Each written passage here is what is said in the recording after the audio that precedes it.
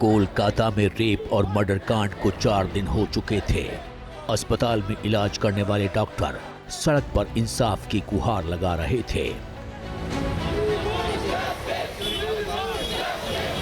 Doctors की हड़ताल को देखते हुए केंद्रीय स्वास्थ्य मंत्रालय एक्शन में आ चुका था।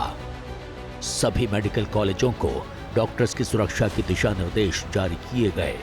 आईएमए का डेलीगेशन केंद्रीय स्वास्थ्य मंत्री से मिला।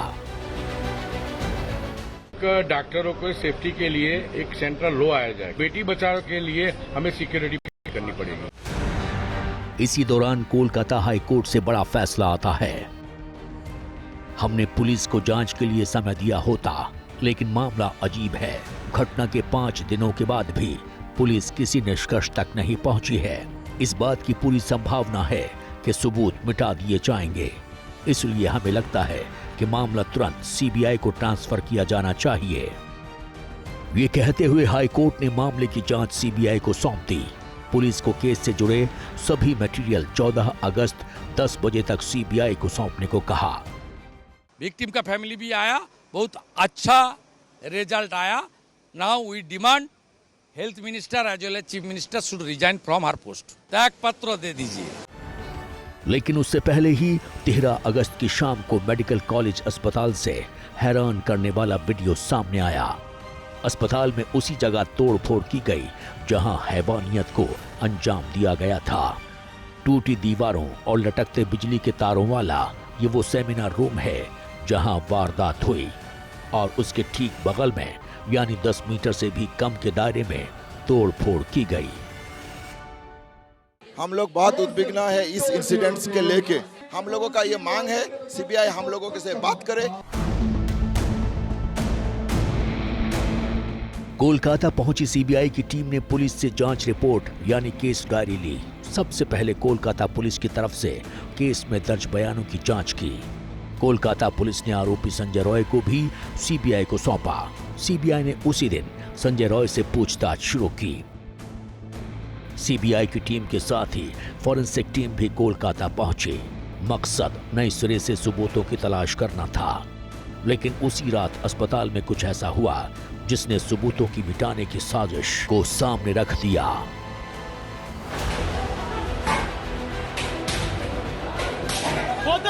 होते मारा।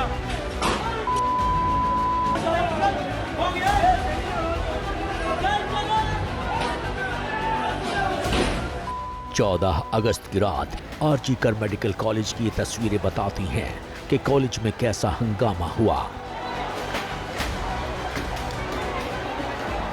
अस्पताल के बाहर मौजूद भीड़ उपद्रव करने लगी।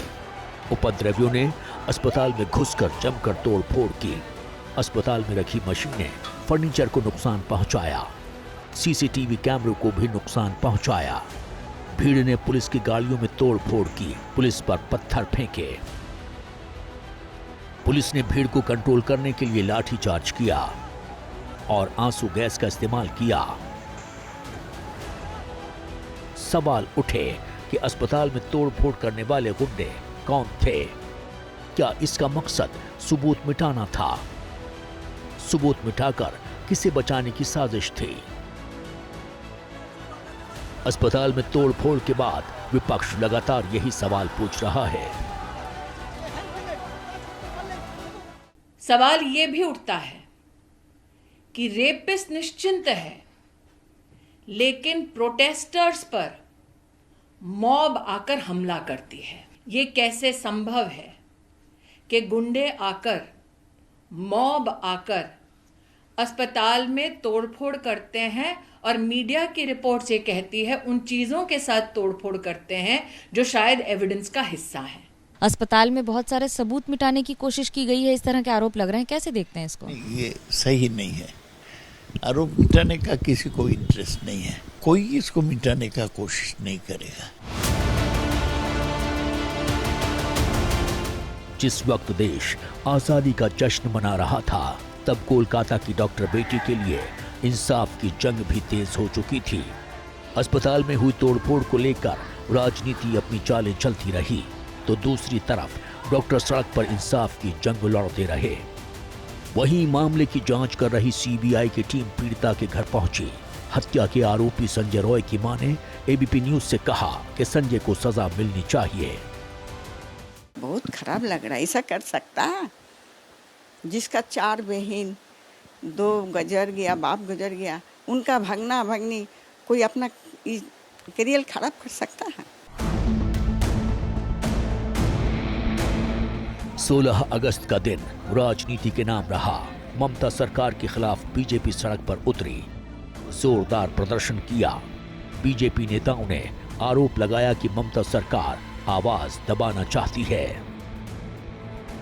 हम भी चाहते हैं कि फांसी हो, लेकिन एक्चुअली वो चाहते नहीं है। ममता बनर्जी डर गई है।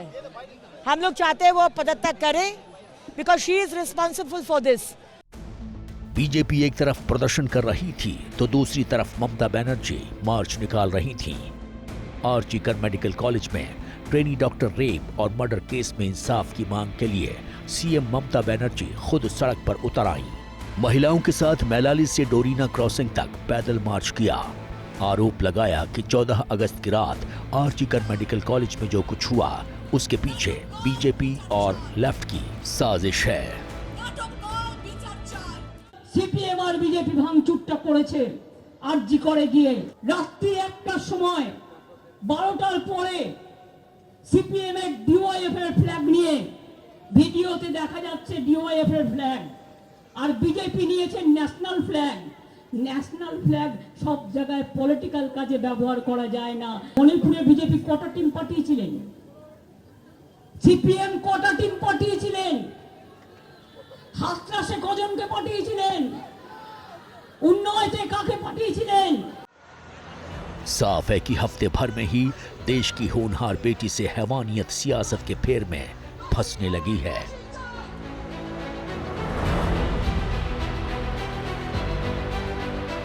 राजनीति के वार पलटवार के बीच सीबीआई वारदात से जुड़ी एक एक कड़ी खंगाल रही है। फिलहाल जांच की सुई वारदात को सुसाइड बताने वाले कॉलेज के प्रिंसिपल संदीप घोष की तरफ मुड़ गई है। घोष से पूछताछ में पता लगाया जा रहा है कि वारदात के बारे में आपको जानकारी कब मिली, आप कितने बजे अस्पताल पहुंचे, आपको किसने घटना के बारे में जानकारी दी, क्या पीड़ित ने आपको पहले कोई शिकायत दी, क्या आप संजय रॉय को जानते हैं, डॉक्टर्स स्टूडेंट में आपको लेकर गुस्सा क्यों है।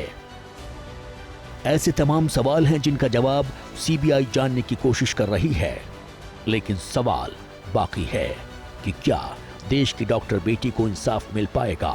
क्या सीबीआई 9 अगस्त का संपूर्ण सच पता लगा पाएगी या फिर कोलकाता की निर्भया की चीखें सियासत के शोर में गुम होकर रह जाएंगी।